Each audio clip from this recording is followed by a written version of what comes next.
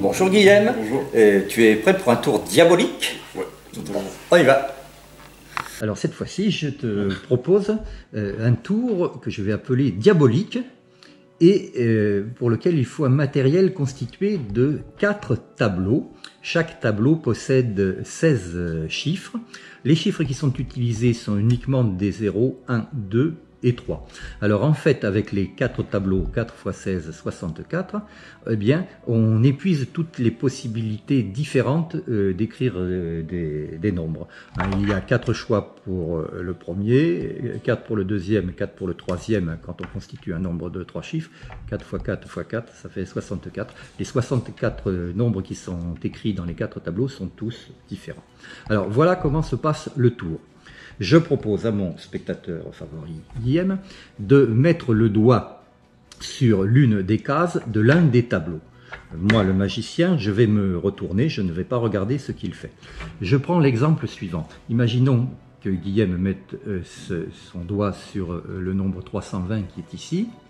Je vais lui dire, tu as le choix entre la ligne qui contient ce nombre ou bien l'autre ligne. Alors on va appeler par exemple colonne devant lui, c'est vertical, et ça c'est ligne. Donc soit il va avoir à ajouter les 3 nombres visibles, ceux qui ne sont pas cachés par son doigt, sur cette colonne, s'il choisit une colonne, soit il aura la gentillesse d'ajouter les 3 nombres qui sont là.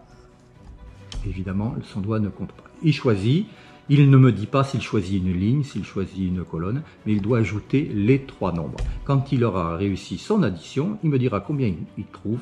Et à ce moment-là, moi, je dois retrouver quel est le nombre qu'il cache avec son doigt. Voilà comment ça va se passer. Voilà. Donc, je me retire, je me tourne, me permets de te repasser les consignes. Et puis, voilà. Alors, Guillaume, est-ce que tu veux bien choisir un des 4 tableaux, mettre le doigt sur l'une des cases du tableau que tu as choisi, et puis tu choisis soit une ligne, soit une colonne, et les 3 nombres qui restent visibles, à ce moment-là, tu les additionnes, et tu me dis combien tu trouves. Ok.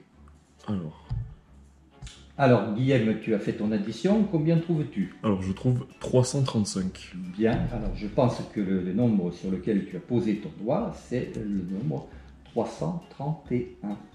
C'est bien ça. C'est bien ça? Ouais. Voilà. Alors, je t'explique comment je fais. En fait, les 4 tableaux que l'on voit ici ont tous une structure identique qui s'appelle une structure de carré arabo-gréco-latin.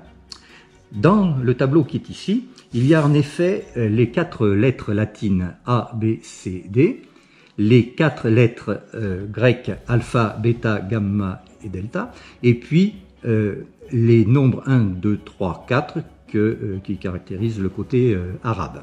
Voilà. Eh bien, dans ce tableau, que l'on prenne une ligne ou une colonne, on ne trouve qu'une seule fois chaque représentant des lettres latines, chaque représentant des lettres grecques et chaque représentant des chiffres. Voilà. C'est vrai sur toutes les lignes, toutes les colonnes. Voilà. Et cette structure-là, on peut la changer, par exemple, en remplaçant les 4 lettres latines A, B, C, D par les nombres 0, 1, 2, 3, qui pourraient, par exemple, sur cette colonne, être à l'emplacement qu'on appelle celui des centaines. Les lettres grecques alpha, bêta, gamma, voilà, delta, on les remplace elles aussi par 0, 1, 2 ou 3, dans la colonne qui ici serait celle des dizaines. Et puis, alors les chiffres ici qui étaient 1, 4, 2, 3, on les remplace par exemple le 1 par 1 de moins, c'est-à-dire 0, le 4 par 1 de moins, c'est-à-dire 3, le 2 par 1 de moins, c'est-à-dire 1, et le 3 par 1 de moins, c'est-à-dire 2. Et à ce moment-là, on fabrique des tableaux constitués uniquement avec des 0, 1, 2 ou 3, et les tableaux qu'on peut fabriquer sont les tableaux qui sont ici, et qui ont servi au départ du tour. Donc ils vérifient tous cette même structure. Ce qui fait que, si par exemple dans cette colonne-là, on fait l'addition des 4 nombres que l'on voit, Dans la colonne des unités, on ajoute toujours un 0, un 1, un 2 et un 3, dans un ordre qui peut être farfelu, mais le total sera toujours les nombres 0, plus 1, plus 2, plus 3, c'est-à-dire 6. Même chose dans la colonne des dizaines, le total sera toujours 6. Même chose dans la colonne des centaines, le total fera toujours 6. Ce qui fait que le total des 4 nombres d'une colonne fera toujours 666. Voilà. Pour une ligne, c'est la même chose. On trouve toujours 666 dans n'importe quel total de lignes ou de colonnes.